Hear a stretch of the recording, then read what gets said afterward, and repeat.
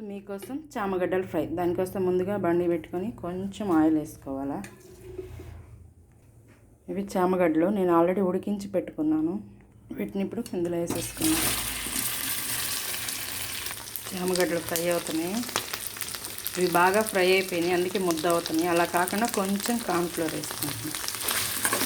ఇలా వేసుకోవటం వల్ల దానికి సపరేట్గా వస్తాయి. చామగడ్డలు ఫ్రై అయిపోయినాయి. వీటిని ఇప్పుడు పక్కన పెట్టుకో. ఇప్పుడు ఇదే ప్యాన్లో కొంచెం ఆయిల్ వేసుకోవాలా. ఇప్పుడు ఒక స్పూన్ పోపు దినుసులు, అలాగే కట్ చేసుకున్న చిన్న ఉల్లిపాయ, అలాగే దంచి పెట్టుకున్న 4 వెల్లుల్లిపాయలు. ఇప్పుడు కొంచెం కరివేపాకు, ఇప్పుడు కొద్దిగా పసుపు, అలాగే కొంచెం సాల్ట్.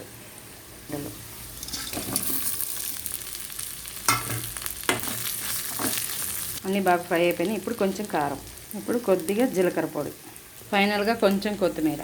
ఓకే, అయిపోయింది.